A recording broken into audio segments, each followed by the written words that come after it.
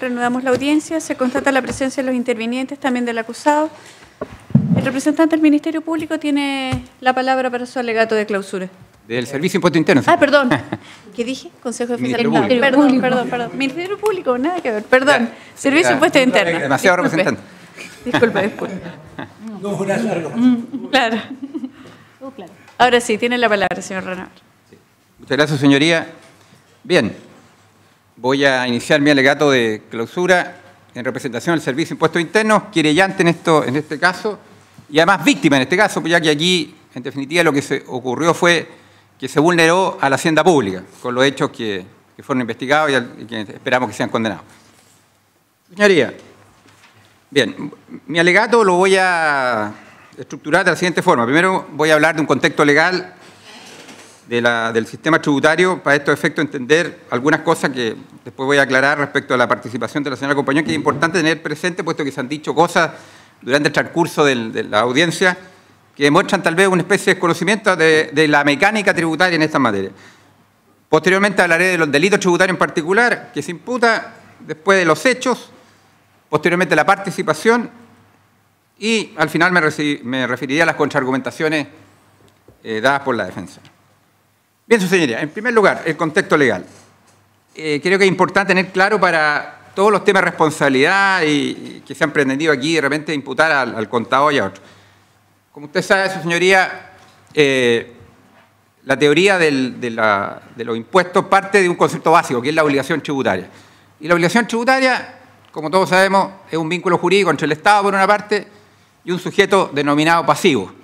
Y ese vínculo, ¿quién lo crea? La ley. Pues bien, esa obligación tributaria ya está compuesta de distintos elementos, uno de los cuales el hecho gravado, la base imponible, la tasa y el sujeto del impuesto. El hecho gravado, ¿cierto?, el acto jurídico o el incremento patrimonial o cualquier acto de naturaleza económica que el legislador le dé relieve de generar una obligación tributaria. La base imponible es la forma como se calcula el impuesto a pagar. La tasa es la cuota precisa que indica la ley. Y por último tenemos al sujeto. ¿Quién es el sujeto de la obligación tributaria? El obligado al pago. Las obligaciones tributarias se distinguen, su señoría, de otro tipo de obligaciones que aquí se han mezclado, de repente, que son las obligaciones de tipo administrativa tributaria, que son distintas. La obligación tributaria básicamente consiste en la obligación de pago, nada más que eso. Y además existen otras obligaciones tributarias administrativas, que son, por ejemplo, inicio de actividades, timbraje de documentos, etcétera, etcétera. Pero la obligación tributaria como tal es la obligación de pago. Y esa obligación de pago, ¿quién la realiza? El sujeto. En este caso, el sujeto es el contribuyente. Porque aquí se ha querido muchas veces tratar de decir que el obligado, al parecer, era el contador. El obligado era, en este caso, el señor Jorquera o el señor Carreño. Eso era lo obligado, ¿ya? Y ellos serían los responsables. Porque la señora Compañón, que era el sujeto, ella es el sujeto de la obligación, resulta que este sujeto le endilga toda la responsabilidad a estos que son auxiliares de la empresa. Por eso quiero dejar claro que desde el punto de vista de la normativa, de la estructura, de cómo funciona el sistema tributario, el sujeto de la obligación tributaria en este caso era la señora Compañón y el señor Mauricio Valero. Ellos son los sujetos de la obligación tributaria. No el contador, en este caso el señor Jorquier, ni el señor Carreño, que creo que es importante dejarlo claro. Después, algo que de alguna forma se ha referido, ¿cierto? Aquí el tema impositivo en particular se refiere básicamente al impuesto de primera categoría, que es el impuesto que grava las rentas cuyo origen es el capital, ¿cierto? Hay impuestos que gravan la renta cuyo origen es el capital, otros que gravan la renta cuyo origen es el trabajo. En este caso es una renta capital que nace de una empresa. Y aparte aparece otro impuesto que tiene que ver con el global complementario, que es la parte de esos ingresos de esa empresa que va para cada socio. Nuevamente lo mismo. Bien, es por eso que el legislador estableció el artículo 99 y el artículo 66, porque son coherentes con esto. El artículo 66 dice quiénes responderán por la obligación tributaria: los administradores, los dueños de la sociedad en definitiva. El artículo 66 de la ley de la renta. Y por otro lado, el artículo 99 que dice quiénes son los obligados, en este caso al pago cuando se trate de situaciones delictuales, etcétera, o el apremio, justamente los dueños, los socios, los gerentes, o los que hagan las veces de esto. Como vemos, esos dos artículos, 99 y 66, están absolutamente o son coherentes con la estructura del sistema tributario, cómo funciona. Y no solo acá en Chile, en todas partes del mundo, ¿cierto? Así funciona con estos elementos. Y es la única forma, señoría, porque se tiene que atribuir responsabilidad a alguien. De lo contrario, este sería un caos. Todos se excusarían. En una empresa, una unidad económica, hay distintas facetas, distintas responsabilidades. Pero la ley le atribuye a ciertas personas la obligación de supervisar. No puede ser tan simple como hoy día refirió la señora Compañón, que simplemente decir, yo me dedico a generar negocios y todo lo otro que lo hagan otros. No, ella, el contribuyente, ella es la contribuyente en este caso, ella es la que tiene que velar porque se cumpla la normativa tributaria. Esto exige que ella tenga conocimiento tributario acabado, que sea una doctora en Derecho Tributario, un magíster en Derecho Tributario, un abogado especialista, un ingeniero comercial. No, basta que sepa lo básico, como han dicho los autores, especialmente la doctrina alemana o nuestra jurisprudencia. Basta que sepa lo básico de una obligación tributaria y además por algo tiene sus empleados. Con ellos se establece un diálogo y ella le preguntará. Así funciona el sistema, de lo contrario el sistema no podría funcionar. El sistema funciona asignando responsabilidades a los distintos elementos de una empresa, pero le atribuye la responsabilidad definitiva al contribuyente, al dueño de la empresa en este caso. Esto creo que es muy importante tenerlo claro, señoría. Después, vamos a la segunda parte, el delito tributario. Delito tributario, como ya se referió varias veces, especialmente por el señor fiscal, con bastante detalle, estamos hablando del 97.4, inciso primero del Código Tributario. Declaraciones maliciosamente incompletas o falsas que tiendan a inducir a la liquidación de un impuesto inferior al que corresponda. Este es un delito que, como se ha señalado por la doctrina, es un delito llamado de peligro, ¿cierto? Es un delito de peligro. Además, es un delito de mera actividad. Es un delito de mera actividad. Y es un delito, además, ya que supone el cumplimiento de ciertos requisitos para que se verifique. Primero, que existe una declaración. ¿Ya? Y esta declaración, quiero dejar claro algo muy importante. No es cualquier declaración, señorías. Porque las declaraciones de impuestos, en este caso impuesto a la renta, son declaraciones juradas. La persona cuando hace una declaración, no está haciendo una declaración común y corriente, es una declaración jurada, hay un acto de fe. Cuando ella se emite esa declaración y se envía al Servicio Impuesto Interno vía correo electrónico, el contribuyente está haciendo una declaración jurada, está dando fe a que eso es efectivo.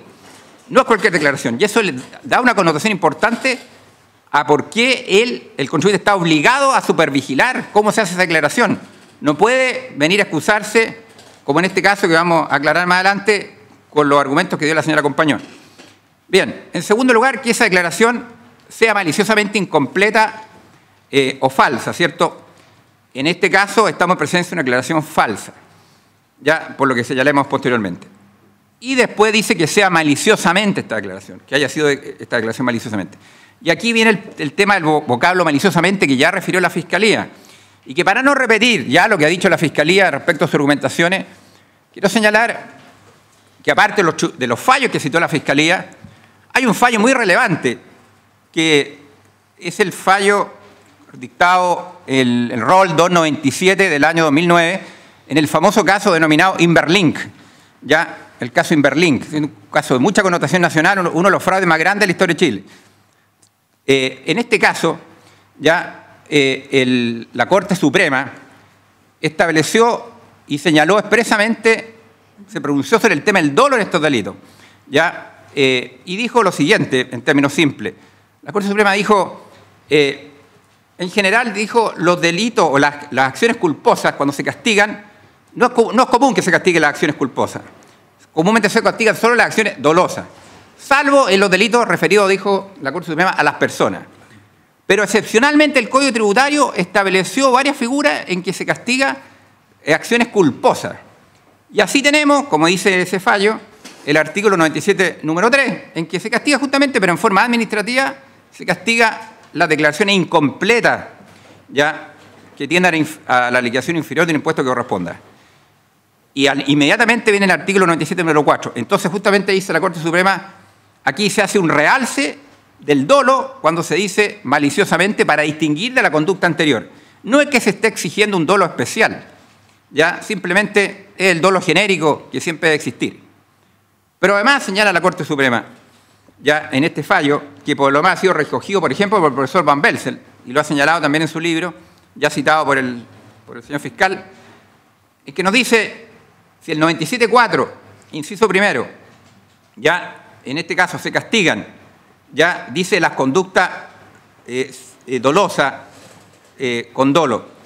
Y en el artículo 97, número 3, se castigan las conductas culposas. ya dice, no se podría entender que aquí desaparece el dolo eventual, porque significaría que el legislador castiga en el 97.4, inciso primero, las conductas dolosas con dolo directo, y en el 97.3 castiga las acciones culposas. Pero entre medio de estos dos reproches, de estas dos situaciones, tenemos el dolo eventual. Y sería absolutamente ilógico y quedaría impune. O sea, el dolo eventual quedaría impune. Estaría castigado el dolo directo, estaría castigado la acción culposa de omitir contablemente, etc. Y esa sería la situación. Pero aparte, señoría, hay un argumento de texto legal que me parece muy relevante, que es el inciso segundo del artículo 100 del Código Tributario, que dice, en la parte del inciso segundo, dice, salvo por el contrario, dice, no se considera dolosa o maliciosa la intervención del contador. O sea, en el artículo 100, inciso segundo, hace símil la conducta maliciosa o dolosa, usa indistintamente que una a la otra, con lo que reafirma esto de que cuando nos referimos a maliciosa no es que se requiere un dolo especial, simplemente se refiere al dolo genérico que debe existir en todo delito.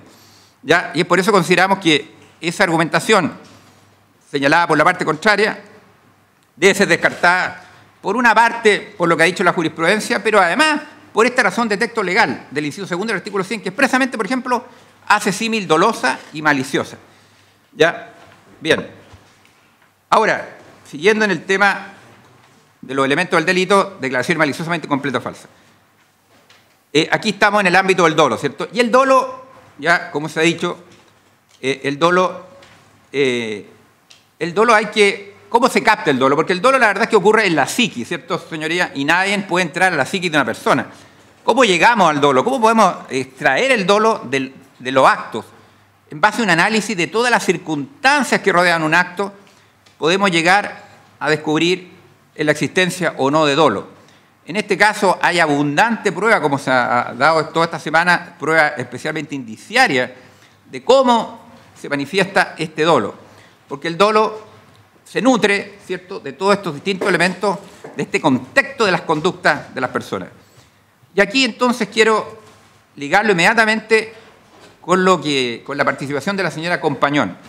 Ya, ella hoy día declaró en la mañana, aquí en forma similar a lo ha hecho otras veces, indicando que ella entró en la empresa Cabal para dedicarse a la gestión comercial, ella generaba negocios, como vimos, millonarios, de más de 1.500 millones. O sea, no cabe duda que la señora Compañón es una persona que tiene capacidades de gestión económica, eso yo creo que aquí todos lo reconocemos, es una emprendedora, pero de alto nivel, se podría decir, ¿cierto?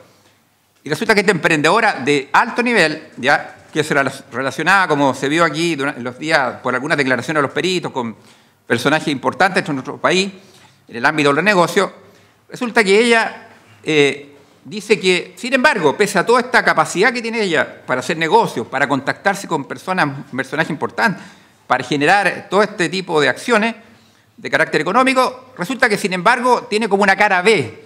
Y la cara B es que ella hace negocios para obtener utilidades, pero nada le importa cómo nacen esas utilidades, cuánto es lo que corresponde, porque todo eso se le entrega, como dijo ella, al señor Valero, al señor Carreño, y ella esa parte ella no la ve. La verdad, señoría, que alguien en este contexto de esa personalidad, ese tipo de persona, no es dable pensar racionalmente, como dijo el fiscal, dentro de la máxima experiencia que actúe de esa forma. De alguna forma se puede decir que el sujeto, cada sujeto en un delito tiene ciertas características. En este caso, las características de ella no son de una persona negligente, desde el punto de vista de conocer los negocios, de saber cómo funciona. Al revés, se ve que es una persona muy hábil para los negocios. Entonces, es creíble pensar, se puede pensar que ella, como dijo acá, entregaba todo al señor Valero, toda la parte contable, financiera, el análisis de los ingresos, de los gastos, todo eso, confío plenamente en él. Yo solo me dedico a generar negocios. No, señoría, ahí ya tenemos un elemento que nos muestra un elemento contexto. Pero aparte, hay otro elemento. En la misma escritura de sociedad cabal, cuando se forma la sociedad, que está incorporada como prueba documental, ¿cierto?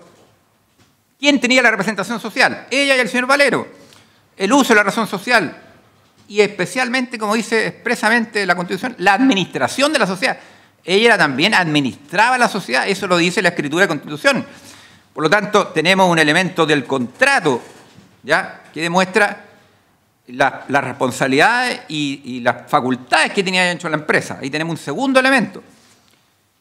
Además, señoría, el señor Valero, pero no solo el señor Valero, sino que el señor Berna y el señor Moreno, el perito del Servicio de Impuesto Interno, el señor Berna, testigo del Servicio de Carabineros de Chile, fueron claros en señalar que de acuerdo a lo que ellos observaron y todo, a las declaraciones recibidas de distintos personajes de la empresa Cabal, es un hecho que ella tenía reuniones con el señor Valero en que éste le informaba. El señor Valero lo dice, pero imaginemos que el señor Valero incluso lo podemos omitir, pero saliendo de lo que dijo el señor Valero, hay distintas declaraciones. Incluso ella misma reconoce hoy día que aparte de esas reuniones ya se le preguntó si recibió un correo en que se le informaba de lo Beltrán. Y ella dijo que sí, pero que dio a entender como que ella no entendía qué se trataba, porque ella no sabe nada de balance. Dijo, yo no tengo conocimiento de balance, etcétera, etcétera.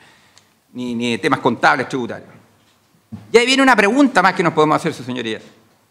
Para cometer delitos tributarios, como algo ya lo dije previamente, ¿es necesario ser experto tributario, conocer la normativa tributaria a cabalidad, como lo conoce un magíster en el derecho tributario, un contador, etcétera, etcétera? No, su señoría. A nivel mundial y a nivel nacional, pedir eso sería que habría que incluir, como dentro de los requisitos del 97.4, eso justamente, pero ese requisito no está.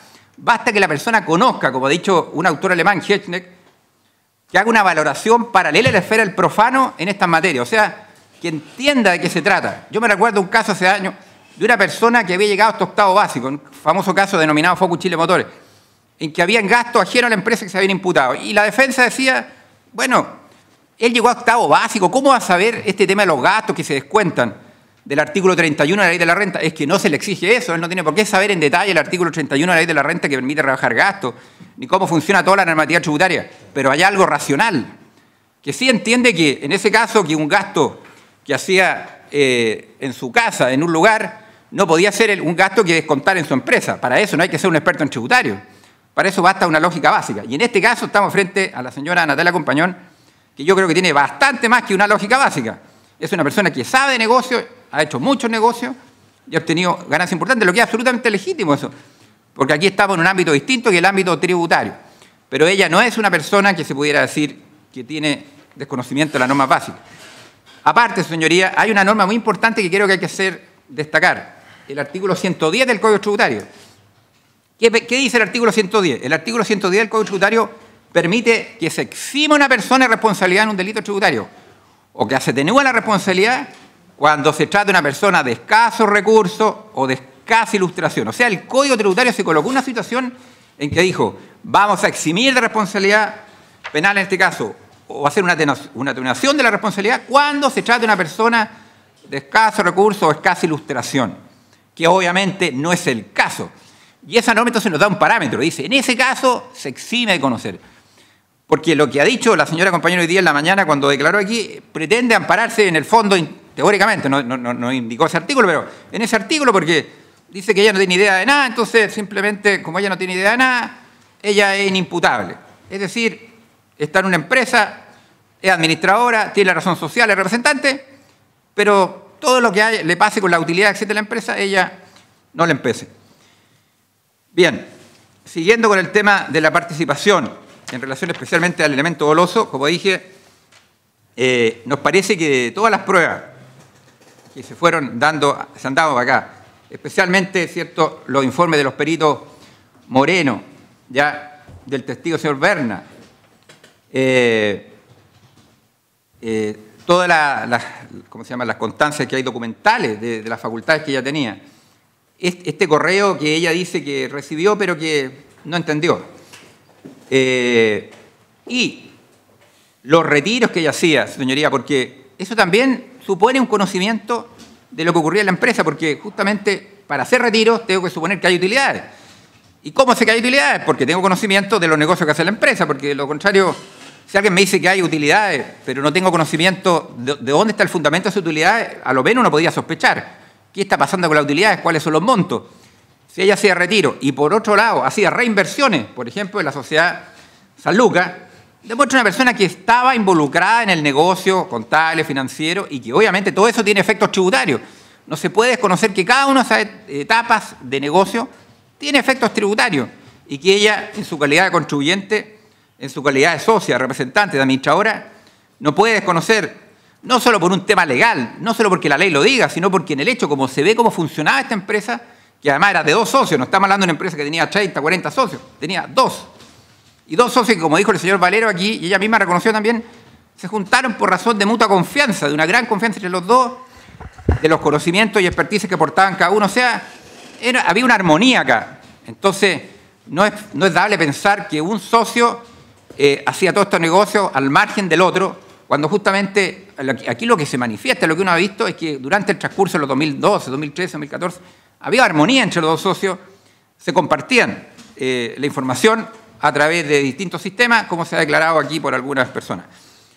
Bien, señoría, siguiendo con el tema de la participación, por eso que nos parece, en definitiva, que en base a todas las probanzas, ya sea documentales, como por ejemplo la constitución de la empresa Cabal, los informes de los peritos, en este caso el señor Moreno, especialmente, que señaló con detalle distintas situaciones que demuestran el conocimiento de ella, el señor Berna, que se refirió en general a cómo funcionaba esta empresa, también el señor Mauro Pino, ¿ya?, que también habló cómo funcionaba esta empresa, los tipos de negocios que se hacían, etcétera.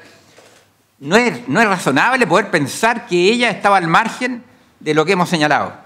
No es algo racional. Racionalmente uno no puede explicar si una persona en esas condiciones no pudiera entender y conocer todos los negocios que se realizaban en la empresa Cabal. Ahora bien, en cuanto al elemento, porque esta declaración es maliciosamente completo falsa, suponen, cierto, que se incorporaron, ya se rebajaron gastos en base a facturas de carácter irregular, ¿cierto?, que fueron emitidas por la empresa Lo Beltrán a Cabal por supuestos servicios que, como hemos visto, no se prestaron. Hay pruebas patentes de eso, por ejemplo, hay facturas emitidas, ¿cierto?, por el proyecto Freirina, y sin embargo el señor Gonzalo Vial, persona que justamente se relacionaba con doña Natalia Compañón, como se ha señalado varias veces y está en distintas declaraciones, él dice, no, nunca me prestaron ningún servicio, pese que hay facturas a ese respecto. ¿Ya? Y él dice, bueno, cualquier cosa de ese tema yo lo hablaba con Natalia. Dice.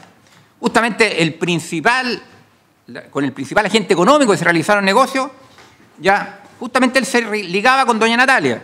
Y respecto de eso aparecen algunas facturas que se refieren al proyecto Freirina y que él niega absolutamente que le prestaron servicio. Y que tampoco sabe ni reconoce el tema de Lo Beltrán. Tenemos el otro tema de SADE, que ocurre lo mismo, al representante de SADE también dice que desconoce absolutamente. Es decir, mediante un análisis que realizó en su momento el perito Moreno, el Servicio de Impuesto Interno, un detalle acucioso, tomando declaraciones, revisando documentos y más los otros funcionarios del Servicio de Impuesto Interno, que absolutamente acreditado a nuestro juicio, señoría, y creo con prueba evidente, que ha conocido su señoría, que esas facturas eran ideológicamente falsas por distintas razones, ¿ya? Pero que eran ideológicamente falsas me parece que queda más allá de toda duda razonable. Y bueno, justamente todo ese tipo de incorporación a la contabilidad de esa factura, en definitiva, redundó en que la empresa Cabal rebajó gastos. Y al rebajar gastos, ¿a quién benefició? A los dueños, como ya se ha señalado y que la misma señora compañera de ella reconoció cuando yo le pregunté si las acciones que había realizado el contador o el señor Carreño, ¿a quién beneficiaba eso? Dijo, a los dueños, a los socios. Eso fue muy clara, dijo, ellos eran los beneficiados.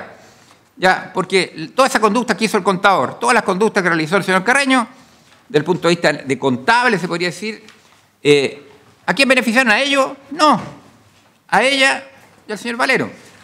Entonces pretender que yo recibo beneficios por conductas de otros y que a la vez yo no tengo nada, ninguna participación y que serían ellos los responsables, no sé, porque de alguna forma se desliza eso. La defensa varias veces ha hablado del contador, que el contador aquí le da mucha importancia al contador y reitero, el contador es un simple administrativo en una empresa que realiza una función, es un experto en un tema, pero además el contador tiene un delito que es el artículo 100, pero el contador se exime de cualquier responsabilidad si él realiza la declaración de impuestos, lo que sea, en base a los datos que le entregan los contribuyentes. Y ese es el caso aquí, porque el señor Jorquera dijo que él se había amparado en el artículo 100, es decir, el inciso segundo, él había hecho valer una cláusula en virtud del cual él recibía información, etc. Y en virtud de eso era que él realizaba las declaraciones respectivas. Y eso ya lo exime responsabilidad del contador en ese caso. Es una norma precisa que está en el artículo 100 del Código Tributario que permite que cualquier contador se exime responsabilidad al demostrar que él actúa en base a los datos que le entregan los contribuyentes. En este caso, los dos socios, señor Valero y señora Compañón.